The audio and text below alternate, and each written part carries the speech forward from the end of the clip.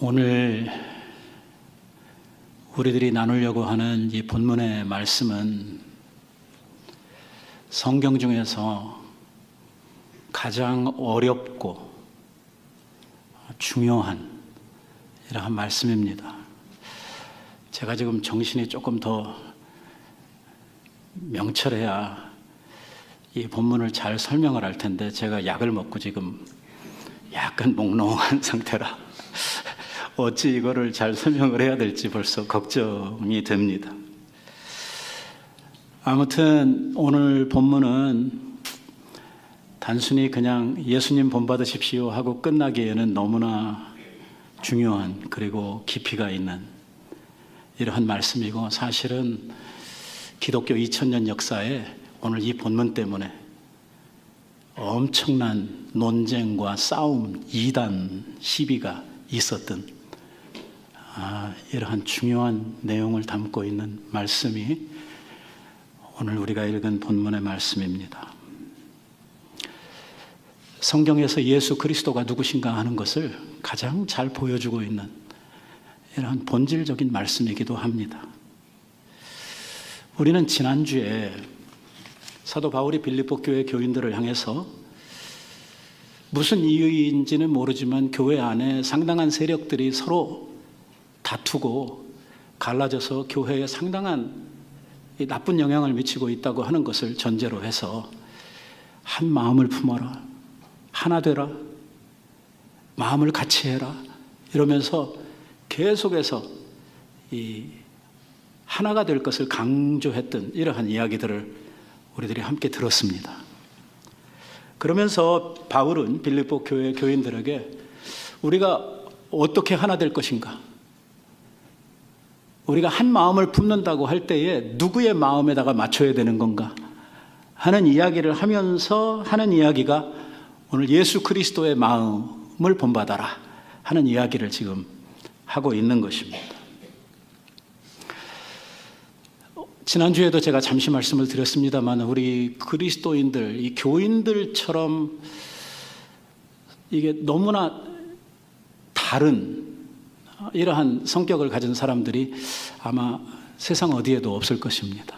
사실 우리는 세상에서 만났다고 하면 같이 할 게 아무것도 없는 사람들이 이 자리에 이렇게 함께 모여 있습니다. 고향도 다르죠. 직업도 다르죠. 배움도 다르죠. 재산 규모도 다르죠. 사회적 지위도 다르죠. 성격도 다 다르잖아요. 어쩌면 교회가 아니었다고 하면 서로 알 필요도 없고 알 이유도 없는 사람들이 이렇게 교회에서 만나서 믿음 안에서 한 형제, 한 자매로 교제를 하고 있거든요. 참 놀라운 일입니다. 사실 개성들이 다 강하고 요즘 우리 이기주의, 개인주의가 굉장히 발달해 있는 우리 사회에서 이렇게 서로 마음을 맞추고 하나 되어 산다고 하는 거, 같이 간다고 하는 거 엄청 힘든 거거든요. 이 국민의 대표라고 하는 국회의원들 보십시오. 어디 그게 하나 되겠나? 그런데 이러한 교회가 어떻게 하면 한 마음으로 하나 될 수 있느냐 하는 문제를 이 사도 바울이 이야기하면서 오늘 예수 그리스도의 마음을 본받아야 된다 하는 이러한 소개를 하고 있는 것입니다. 왜 사람들이 하나 되지를 못하냐면 가장 그 중요한 이유는 사람마다 생각이 다 다르기 때문입니다. 똑같은 문제를 가지고 똑같은 상황에 이야기를 내놓아도 사람마다 생각하는 게 천차만별입니다. 같은 생각을 거의 안 합니다. 우리는 당연히 이 상황에서 이런 일이라고 하면 이렇게 생각하겠지라고 내가 그렇게 결론을 내고 말도 하고 또 일처리도 하고 싶지만, 그러나 막상 일거리를 이렇게 내놓거나 이야기를 시작을 하면 전혀 생각지도 못했던 이러한 반응들이 나오게 되고, 어쩐 때는 정말 어처구니 없는 이러한 생각들이 튀쳐나와서 사람을 당황하게 만드는 이러한 때도 많습니다. 그럼에도 불구하고 이 사람들의 마음을 하나로 묶을 수 있는 것이 있다고 하면 저는요, 그 강력한 무기 중에 하나가 뭐냐면 사랑이라고 생각을 합니다. 사랑은요, 모든 것을 덮습니다. 아니, 하나님 사랑 이야기하는 거 아니고 세상 사람들이 말하는 사랑 말입니다. 이 사랑은 뭐 국경도 없다고 그러잖아요. 이 사랑은 인종도 넘어섭니다. 이 사랑은 신분의 차이도 막 넘어서죠. 막 귀족과 이 평민들 간에 옛날 절대로 이룰 수 없는 막 이런 사랑이 막 이루어지고, 이런 것이 다 사랑의 힘이라고 하는 것이거든요. 이 사랑의 힘이 뭐 죽음보다 강하다라고 이야기할 정도로 강력한 사람의 마음을 하나로 묶는 이러한 요소로 작용을 하고 있지만, 그럼에도 불구하고 사랑이 넘지 못하는 것이 있는데 생각입니다. 생각이 다른 거는요, 사랑도 얻지 못합니다. 사랑해서 결혼을 하고 결혼해서 평생을 같이 하겠다고 약속을 해놓고 살다 보면 서로 의견이 맞지를 않고 생각이 다르게 됩니다. 가치가 다르고 추구하는 목적이 다르고, 이 생각이 달라지면서 사랑에 금이 가기를 시작을 하는 것이죠. 그래서 결국 이 사랑이 얼마 버티지를 못하고 이혼을 하고 또 사랑의 종말을 긋고 하는 이러한 일들이 생겨나게 되는 것입니다. 오늘 사도 바울이 그리스도인들이 한 마음이 되기 위해서는 그리스도의 마음을 품어야 된다라고 이야기했는데, 그러면 우리가 품어야 될 그리스도의 마음이라고 하는 건 뭐냐 하는 거거든요. 도대체 그리스도의 어떤 마음을 우리들이 본받아야 되고, 그리스도의 마음의 어떤 부분들을 우리들이 배워야 되고 함께 해야 되느냐 하는 문제죠. 마음 하면 너무 범위도 넓고 추상적이잖아요. 마음을 본받는다 그러면 도대체 무슨 재주로 우리가 그 마음이라고 하는 걸 본받을 수가 있겠습니까? 그래서 아까 읽었던 우리들의 말씀에 보면 바울이 이야기하려고 하는 그리스도의 마음, 우리가 본받아야 되는 그리스도의 마음이라고 하는 것이 도대체 뭐냐 하는 문제를 설명하는 것이 아까 읽었던 우리의 본문입니다.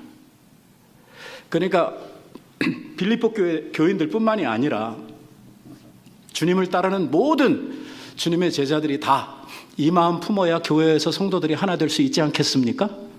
그러면 오늘 우리들에게도 본받아야 하고 우리가 배워야 하는 것이 이 그리스도의 마음인데, 우리가 그리스도의 마음을 본받겠다라고 이야기를 할 때에 우리가 그냥 내놓고 본받기에는 너무 막연하고 너무 내용이 뭔지 잘 알 수 없는 이러한 황당함이 있잖아요. 근데 이것을 지금 바울은 우리가 본받아야 될 그리스도의 마음이라고 하는 것이 도대체 뭘 이야기하는 건지 그 내용을 지금 설명하려고 하는 것입니다. 근데 문제는요, 오늘 이 부분의 이 이야기 때문에 기독교계의 신학을 연구하는 학자들 사이에 의견들이 너무 많이 갈라졌고, 이것 때문에 이단들이 많이 생겨나게 되고, 이로 인해서 기독교 역사에 수많은 죽음이 생겨나게 되는 아주 무시무시한 이러한 말씀의 내용이 바로 오늘 우리가 읽은 이 말씀입니다. 그래서 여러분들이 여기에 좀 정신을 바짝 차리고 관심을 두지 않으면 오늘 저를 쫓아오기가 아주 힘들 것입니다. 제가 옛날에 학교에서 공부를 해보니까 공부 잘하는 사람과 공부 못하는 사람의 특징이 뭐냐면, 공부 잘하는 학생들은요, 선생님이 뭘 이야기하면 그걸 잘 따라갑니다. 뭘 설명하는지 이해를 하려고 그러고 알아듣고 이러면서 가죠. 근데 공부 못하는 사람은 어떤지 압니까? 뭔 소리 하는지를 몰라요. 그러니까 앞에서 열심히 설명하고 밑에 앉아있는 학생은 그냥 자든지 아니면 멍하고 눈은 뜨고 있는데 생각은 그것과 아무 상관없는 이러한 상태에 있든지 이렇게 되거든요. 오늘은 다른 날보다 우리들이 정신을 바짝 차려야 되는, 안 그러면 시작부터 놓치는 이러한 중요한 이야기가 오늘 제가 여러분들하고 나누려고 하는 이 내용입니다. 제일 먼저 우리가 아까 읽었던 말씀 가운데 6절에 보면은 이런 말씀이 있습니다. 그는 근본, 뭐예요? 그는 누굽니까? 일단 그는 예수 그리스도시죠. 예수 그리스도는 원래 근본 하나님의 본체시다, 이 이야기를 하고 있습니다. 하나님의 본체다 하는 말을 하고 있습니다. 여기에 본체라고 하면 우리가 언뜻 들으면 무슨 생각이 나냐면, 그는 하나님의 본질과 같은 분이다 하는 이러한 생각을 하기가 쉽거든요. 그런데 여기에 사용되고 있는 이 히라버, 이 원어의 단어가요, 여러분들한테 그렇게 중요한 건 아니지만 그래도 뭘 쓰고 있냐면 몰페라고 하는 말을 쓰고 있습니다. 뭐라고요? 예, 몰페라고 하는 말을 지금 쓰고 있어요. 이 말을 영어 성경에서는요, 가장 가깝게 번역을 한 말이 패션이라고 하는 말입니다. 어떤 형태, 아니면 모드라고 하는 이러한 뜻인데요, 이게 원어의 뜻하고 상당히 가깝지를 않습니다. 이 패션이라고 하는 말은 어떤 존재의 양식을 의미하는 거거든요. 좀 이걸 이해하기 위해서 제가 연극을 한번 예로 들어보겠습니다. 우리가 영화나 연극 같은 걸 보게 되면 배우들이 자기 역할에 따라서, 배우 자체는 실제로 그 사람이 아니죠. 그런데 자기가 맡은 역할 때문에 그 사람의 어떤 그 상황이나 그 극 중에 있어서의 그 내용을 이 배우가 연기를 아주 그럴듯하게 잘할 때가 있습니다. 그래서 이 영화를 보거나 연극을 보고 있는 이 독자들, 이 시청자 쪽에서는 거기에 막 몰입을 해가지고 그 배우가 진짜 그 사람인 것처럼 이렇게 생각을 해서 막 울기도 하고 웃기도 하고 막 마음을 거기에다가 온통 빼앗겨가지고 그 주인공과 함께 움직이게 되는 것을 우리가 보게 되죠. 예를 들어서 어떤 연극에서 장교 역할을 가지고 나오는 배역이 있다고 한번 생각을 해보십시다. 이 장교 복장을 하고 지금 나와서 연기를 하고 있어요. 자, 배우 그 사람이 실제로 장교입니까? 아니죠. 이 뭐예요? 역할만 하고 있는 것이죠. 이 사람 장교하고는 아무 상관없는 사람이에요. 진정으로 장교가 되려고 하면 일단 어떻게 해야 됩니까? 사관학교에 가야죠. 사관학교에 가서 후보생이 되어가지고 소정의 과정을 다 마치고 임관을 해야 되고, 소위부터 시작을 해가지고 하나씩 둘씩 이렇게 군대의 경험을 쌓아서 이 상당한 시간을 두고 실력을 키워서 어떤 지위에 올라가야 그 장교로서의 자기가 만들어지게 되는 것이죠. 그런 사람이 장교복을 입고 있을 때 이 사람이 진짜 장교죠. 연극에서 옷만 입고 있다고 그래서 그 사람이 실제로 장교인 것은 아니잖아요. 그런데 말입니다, 오늘 하나님의 본체시나라고 이야기한 저 본체라고 하는, 저 몰페라고 하는 단어는요, 옷만 입고 있는 것이 아니고 실제로 장교가 됐다, 그 뜻입니다. 이해하시겠습니까? 그러니까 하나님의 본체시나, 그러니까 예수님이 이 세상에 오실 때 그냥 어떤 옷만 뒤집어 입고 역할을 맡기 위해서 온 배우로 오신 것이 아니라, 예수님은 존재의 양식 자체가 그분, 그 본질이란 말이에요. 그 본체란 말. 하나님의 본체시나 하는 그 말은 무슨 뜻이냐면 그분이 뭐다? 하나님이시다 이거예요. 그러니까 하나님 흉내를 내고 있는 분도 아니고 하나님 옷만 입고 있었던 이러한 분이 아니라 우리 예수님은 근본 하나님이시라는 거예요. 하나님과 우리가 비교를 했을 때에 하나님으로서 조금도 다른 것이 없는 하나님의 본질 그 자체 100% 하나님이라는 말이에요. 그러니까 어쩌다가 한번 하나님 역할 맡아가지고 잠깐 이렇게 하다가 나오신 이러한 분이 아니고 그분은요 옛날부터 하나님이셨다 그 말이에요.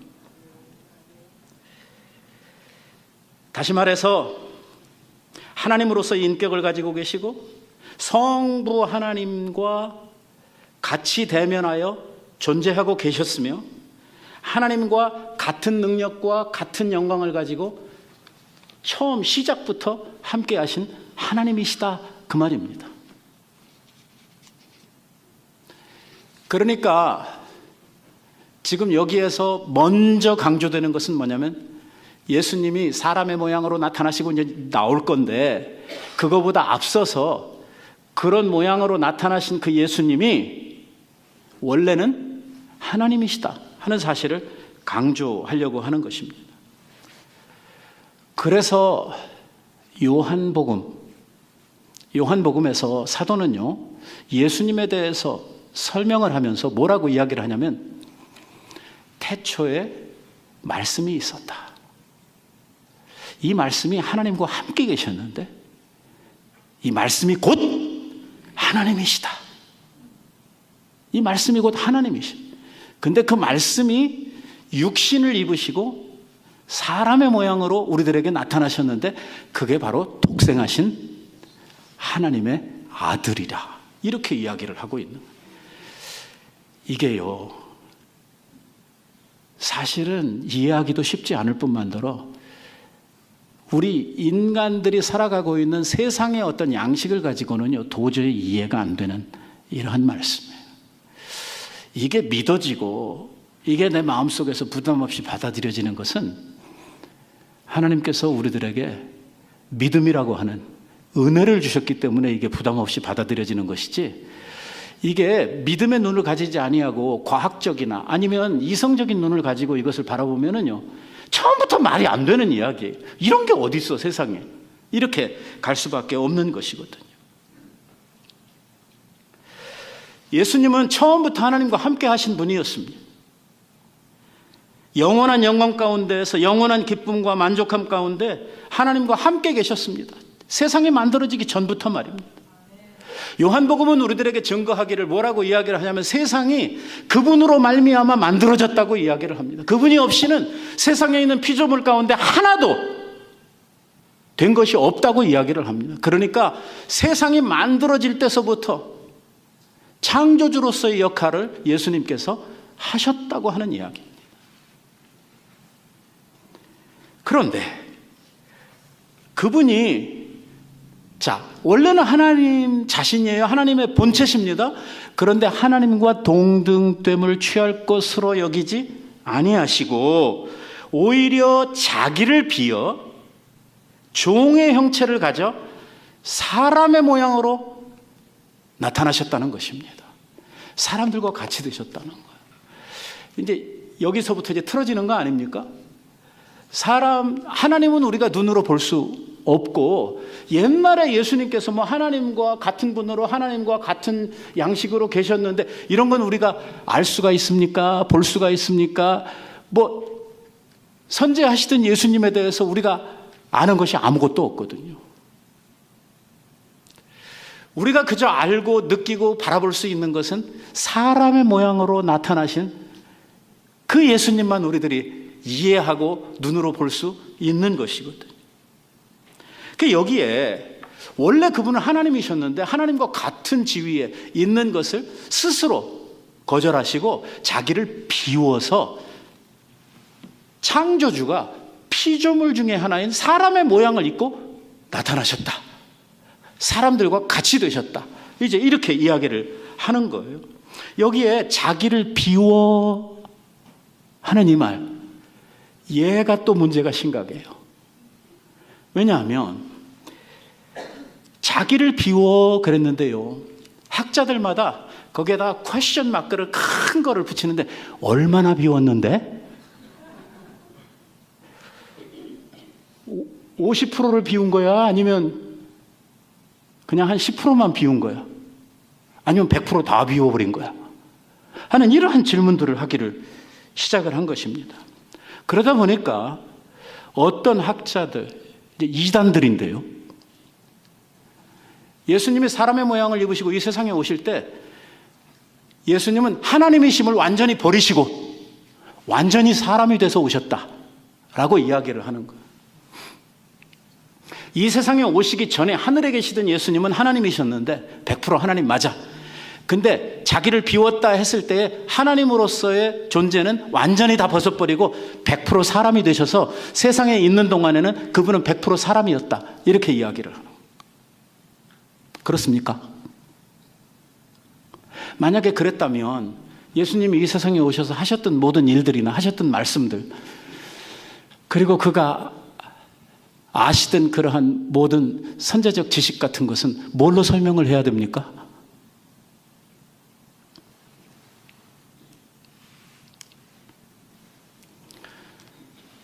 그래서 여기 아주 중요한 이 기독교 교리가 탄생을 하는데요, 그게 뭐냐면 그리스도의 양성론입니다. 양성, 신성, 인성.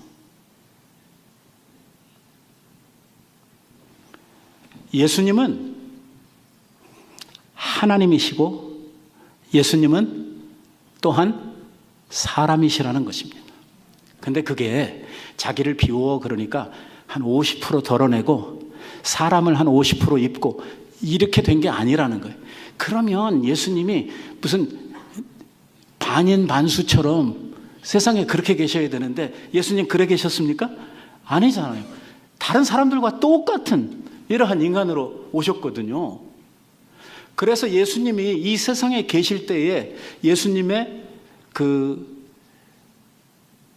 내용이 어떤 것이냐? 그분은요 100% 하나님이시며 100% 사람으로 계셨다는 거예요. 이 둘이 하나의 인격 안에 계시면서 서로 충돌하거나 혼합되거나 이것이 서로 문제를 만들지 않고 100% 하나님으로 100% 사람으로 존재하고 계셨다. 이게 뭐냐면 그리스도의 양성론입니다. 잘 따라오고 있습니까? 네, 오늘 어쩔 수 없습니다. 굉장히 중요한 겁니다. 예수 그리스도가 하나님이시요 또한 사람이셨다 하는 이야기는 어디에 가장 중요하냐면 그분이 구세주, 우리의 죄를 속하실 하나님의 어린 양으로서 오셔서 우리의 죄를 대속하시기 위한 제물로서 꼭 필요한, 이게 없으면 구원이 안 되는 아주 중요한 문제입니다.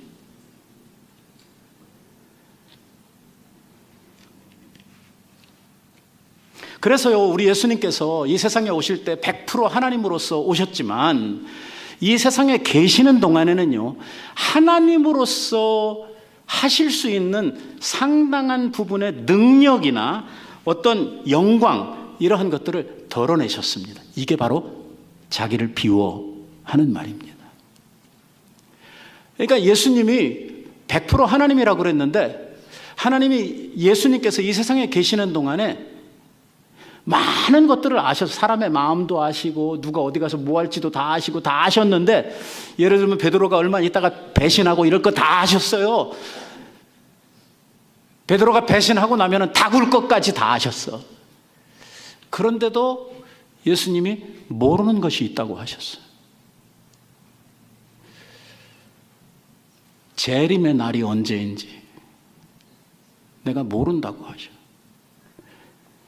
하나님으로서는 아셔야 되죠. 왜? 하나님 하시는 일이니까. 이런 부분에 있어서 우리 예수님께서 하나님으로 이 세상에 오셔서 존재하고 계셨지만 당신의 사역을 감당하시기 위해서 사람이 되셨기 때문에 제한되신, 덜어내신, 비워내신 신성의 부분들이 있단 말이에요. 자, 아까 읽었던 말씀에 보니까 원래 그분은 하나님의 본체신데 자기를 비워서 뭐가 되셨어요? 종의 형체를 가져. 여기에 형체라고 하는 말도 원어에는 몰페입니다. 그러니까 아까 본체라고 하는 말하고 여기에 형체라고 하는 말이 원어에는 같은 단어입니다. 그러니까 아까 제가 열심히 설명했던 그것을 그대로 빌려오자 그러면 그분이 100% 하나님이셨던 것처럼 종의 형체를 가지신, 사람의 모양을 가지신 그분이 또한 100% 뭐라는 거예요? 사람이라는 거예요. 그러니까 우리 예수님께서 이 세상에 오실 때에 또 오셔서 존재하실 때에 사람이 아닌 다른 어떤 것으로 오시지 않았다는 거예요. 그러니까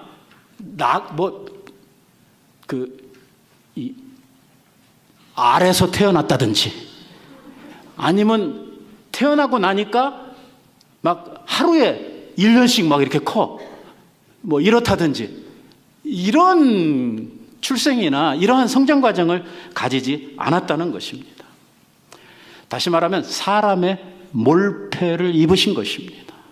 그러다 보니까 사람들하고 똑같이 되셨습니다. 우리들과 똑같은 출생이 있었어요. 어머니 뱃속에 10달이 있었습니다.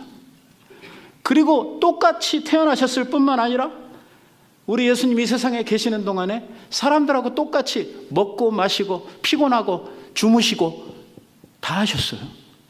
우시기도 하시고.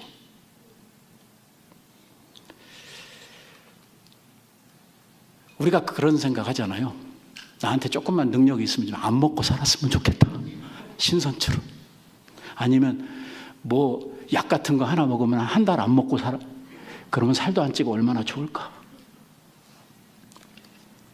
어떤 사람은 한 끼만 안 먹어도 막 성질 올라오는 이러한 분들도 계시잖아요. 이 먹고 사는 문제가 사람에게 있어서 정말 간단한 문제가 아니거든요. 더 힘든 건 먹고 나서 배설을 해야 된다는 거죠. 사람이.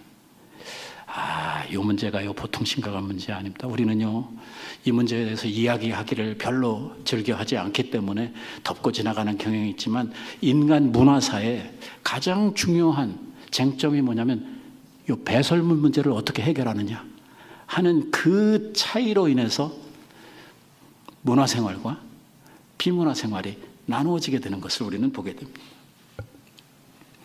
지금도요 우리는 이 배설하는 이 화장실을 안방 잠자는 침실 바로 옆에다 두고 쓰고 있지만 사실 제 어렸을 때만 해도 화장실 가려고 그러면 밤에 무서웠거든요. 멀리 떨어져 있는 저 따로 세워놓은 이런 화장실까지 갔어야만 되고 그래도 이거라도 있는 건 조금 문명드리고 아예 이것도 없는 이러한 비문명 지역도 있거든요. 그러면 예수님은 배설도 하고 그렇게 사셨느냐? 예. 하나님이니까 이런 거 안 해도 된다. 그러지 않았다는 것입니다. 예수님은 배고프셨습니다. 그래서 시장에 가시고 때로는 피곤해서 주무시기도 여러분 그런 기록이 있지 않습니까? 배에 오르셔가지고 막 풍랑이 일고 있는데도 불구하고 예수님 막 고온하게 잠들어서 일어나시지도 않는 이런 피곤도 느끼셨단 말이에요. 바로 이런 사람의 모양을 입으신 것이 바로 종의 형체라고 하는 사람의 몰패를 입으시고 이 세상에 오신 분이다 이거예요. 이 말씀을 잘못 들으면 우리의 몸을 무시하거나 욕되게 하는 것으로 생각할 수가 있는데요.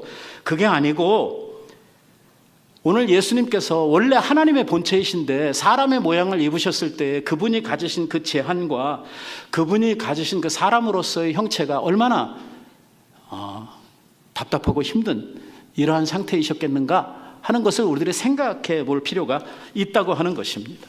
그럼에도 불구하고 우리 예수님께서는 우리의 구속을 이루시기 위해서 우리들을 위해서 대신 죽으시기 위해서 그 길을 자원하셨다는 거예요.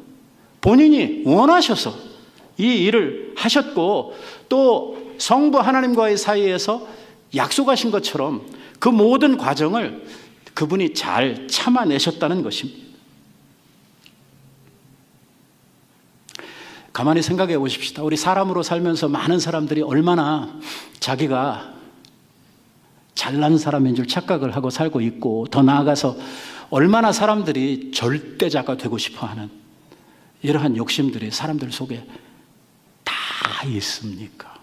어디든지 가도요, 그 무리들 중에서 우두머리가 되려고 하는 이러한 생각들이 사람들 속에 그 깊은 곳에 다 있거든요.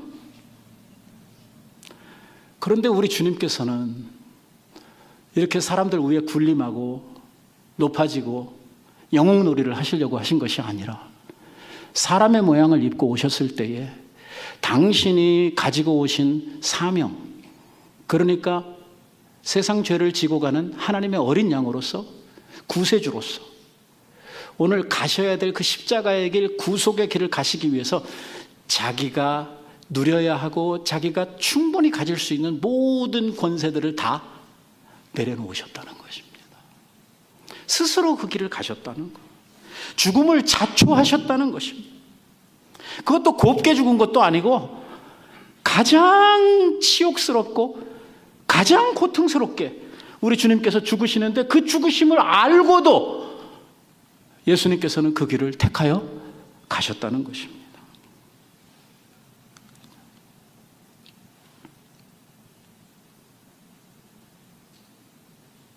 우리 예수님의 그 마지막 일주일을 우리들이 가만히 살펴보면, 사실 예수님은요, 죽을 짓만 골라서 하는 것 같은 그러한 느낌을 받습니다. 얼마든지 예수님은 거기서 벗어날 수도 있었고, 예수님은 그 십자가를 피할 수 있는 기회가 너무너무 그 일주일 사이에도 많이 있었던 것을 보게 됩니다. 여러분, 빌라도와 대면했을 때 거기서 빌라도가 하는 말이 뭡니까? 나는 너를 얼마든지 놓아줄 수 있으니까 나한테 그저 한마디만 하면 내가 너를 놓아주겠다.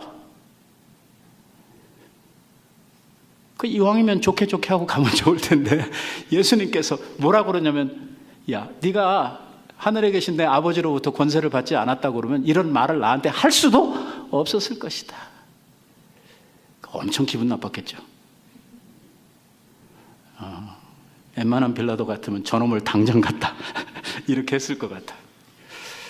예수님은 진짜 많은 기회들이 있어서 예수님을 따르는 자들도 많았고 숨을 수도 있었고, 그럼에도 불구하고 우리 예수님께서는요, 당신 스스로가 그 길을 자원해서 가셨고, 진짜 가시기 힘들고 만들어지기 힘든 일을 예수님께서 아니요 골라가면서 그 일을 하는 것 같은 이러한 상태에서 예수님께서 십자가의 길을 가셨다는 것입니다. 이것이 바로 당신이 이 세상에 오신 목적이고 이유이며, 당신이 한 번에 드린 영원한 희생의 제사였던 것입니다.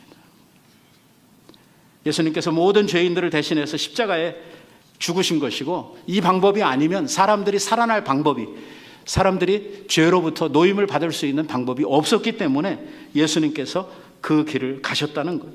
생명의 근원이신 그분이 사망의 그늘 아래 스스로 들어가셨다는 것입니다. 예수님의 십자가입니다.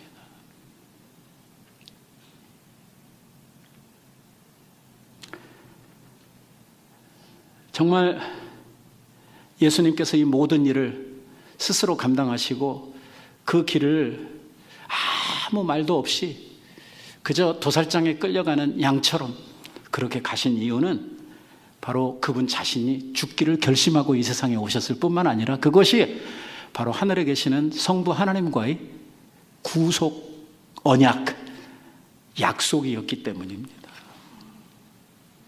그래서 우리 예수님께서는 잘못한 것이 하나도 없음에도 불구하고 그 십자가의 길, 죽음의 길을 가셨고, 그리고 당신이 우리를 위해서 죄값을 다 치러야 했기 때문에 그 죄의 값으로 말미암아 생겨나게 되는 이 죄인으로서 받아야 되는 모든 수욕과 고통과 이 많은 죄인이 받아야 하는 이러한 죄값들 예수님께서 친히 다 감당해 주신 것입니다.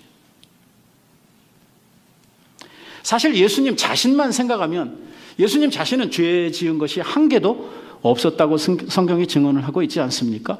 그러니까 예수님 그 개인이라고 하는 한 사람 입장에서 생각을 하면 억울한 죽음이죠. 왜? 죄도 없는데 왜 내가 왜 죽어? 이렇게 되는 그런 죽음 아닙니까? 그 죽음 자체도 곱게 죽은 것도 아니고 너무 비참하게, 너무 고통스럽게 이렇게 죽은 죽음이거든요. 그런데 예수님의 그 죽음은 본인 자신을 위한 죽음이 아니라 우리들을 위한 죽음이었고, 우리들이 감당해야 되는 우리의 죄값, 우리의 죄책이라고 하는 것이 예수님께서 감당하신 그 모든 수욕과 고통과 예수님이 짊어지신 그 모든 십자가의 형벌들이 바로 우리들에게 해당되는 죄의 대가들이었다고 하는 것입니다. 그래서 예수님께서 우리를 위하여 친히 그 일을 감당을 하신 것이죠. 그 구속을 이루시기 위해서 예수님께서는 하늘에 하나님으로서의 자기를 비우시고 이 세상에 오셔서 사람으로 낮아지시고, 사람으로 오신 것만도, 창조주가 피조물이 된 것만 해도 엄청난 낮아지심인데, 그냥 사람들 중에 하나로 사신 것이 아니라 죄인이 되시고, 그것도 가장 극악무도한 죄인들만을 심판한다고 하는 십자가의 형벌을 받으신 죄인으로 십자가에까지 낮아지시고, 나중에는 장사 되셔서 어디까지 가셨다고요? 음부에까지 내리셨다. 도대체 내려갈 수 있는 데까지는 다 내려가신 것입니다. 바울이 지금 이 이야기를 하고 있는 가장 중요한 쟁점은 이것입니다. 예수 그리스도의 마음을 본받아라. 예수님의 마음을 본받으려고 할 때 우리가 무슨 마음을 본받을 것인가? 예수님의 많은 병자들을 고쳐주시고 능력 행하, 뭘 본받을 것인가? 예수님의 뭘 본받으라고요? 요 낮아지심을 본받으라. 하늘에서 땅으로, 땅에서 십자가로, 십자가에서 어디로? 저 음부에까지 낮아지시는, 더 이상 낮아질 때가 없을 때까지 낮아지시는 예수님의 그 낮아지심을 본받으라는 거예요. 그래서 지난주에 무슨 이야기를 하고 넘어왔냐면, 마음을 같이 하기 위해서, 한 마음을 품기 위해서 우리들에게 필요한 게 있는데, 그게 뭐냐면 다른 사람을 나보다 낮게 여기고, 그 이야기를 하고 온 거예요. 어떻게 하라는 겁니까? 다른 사람을 나보다 낮게 여기라는 말은 무슨 말이에요? 내가 더 낮은 자리에 가라는 것입니다. 내가 저 사람하고 비교해서 뭐가 못나서, 내가 뭘 잘못했는데, 내가 저 사람하고 비교해서 배운 게 내가 없어? 아니면 내가 가진 게 없어? 아니요. 그렇게 따지는 사람들이 생길까봐 예수님 이야기를 가지고 온 거예요. 예수님 원래 하나님이셔. 그분이 사람에게로 낮아지시고 십자가의 죄인으로 낮아지시고, 그분이 나중에는 말이에요, 저 사망의 음부까지 낮아지시는 이러한 낮아지심으로 예수님께서 낮아지셨다고 그러면, 오늘 우리가 주님의 마음을 본받는다, 주님을 배운다 할 때에 우리가 낮아지지 못할 부분은 없는 거죠.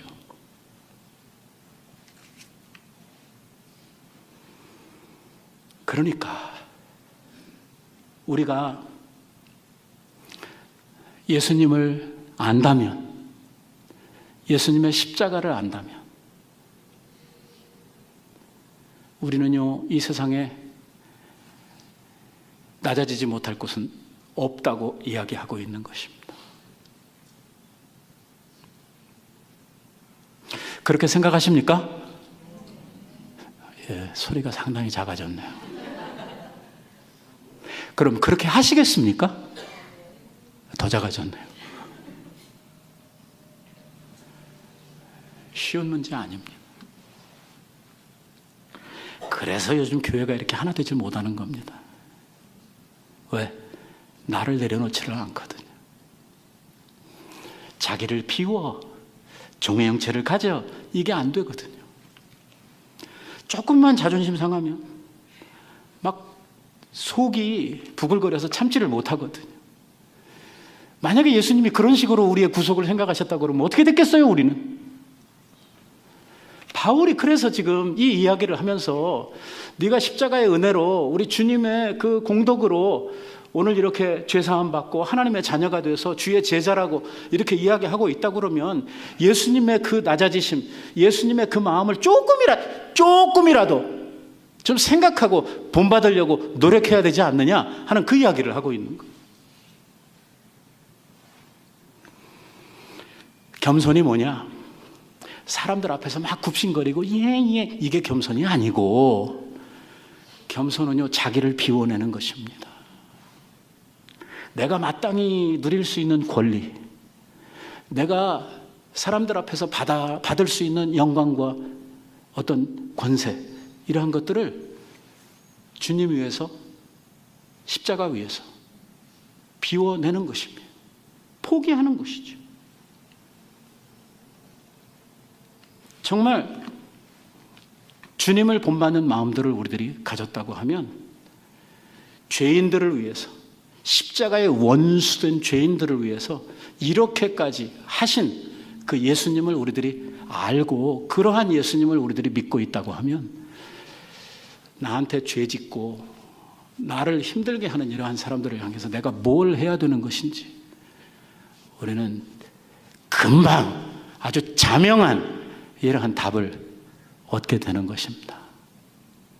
이게 우리 안에 이해가 되고 이렇게 살겠다고 하는 결심이 우리 안에 생겨나게 되면 교회는 그날부터 천국 되는 것입니다. 싸울 일이 없어지는 것이죠. 그렇지 않겠어요? 이게 말입니다. 내가 이렇게 살면 굉장히 내가 손해보는 일 같고, 이렇게 살면 내가 뭔가 바보되고 내가 뭔가 이렇게 비굴하고 좀 사람들 앞에 아주 못난 사람 되는 것처럼 이렇게 생각을 하실지 모르지만, 이제 여러분들이 한 2주일만 기다리면 이렇게 살면 우리가 어떻게 우리의 인생이 변하는지 사도 바울이 또 우리들에게 설명을 해줍니다. 스스로 높아짐이 아니라 하나님께서 높여주시는 사람, 세상도 아니고 주님의 몸된 교회 하나님의 나라에서 하나님께서 높여주시고 하나님께서 존귀하게 하시고 하나님께서 영광을 부어주시는 사람이 어떤 사람인지, 어떤 인생을 살게 되는지 우리는 또 이 빌립보서를 통해서 확인하게 될 것입니다. 여러분, 우리가 주님 따라가는 주님의 제자들입니다. 오늘 사도 바울을 통해서 주시고 있는 이 말씀 마음속에 깊이 새기십시다. 쉬운 일은 결코 아니지만, 그러나 내 속에서 자꾸 나라고 하는 이 자아가 올라오려고 할 때마다 오늘 이 말씀을 가지고 나를 제어하고 나를 비워내는 이러한 노력들을 하십시다. 그래서 우리 교회가 정말 주님을 닮은 겸손한 사람들로 채워지는, 그래서 정말 이 하나님의 교회가 천국처럼 변하는 이러한 아름다운 교회가 돼서 정말 세상에서 상처받고 세상에서 외로웠던 사람들이 이 교회를 찾았을 때 우리 가운데에서 천국을 발견하고 우리들 가운데서 정말 예수님을 볼 수 있는 이러한 교회가 돼서 이 마지막 시대에 하나님의 집으로서의 우리의 역할을 잘 감당할 수 있게 되기를 우리 예수님의 이름으로 축원드립니다. 기도하십시다. 자비하신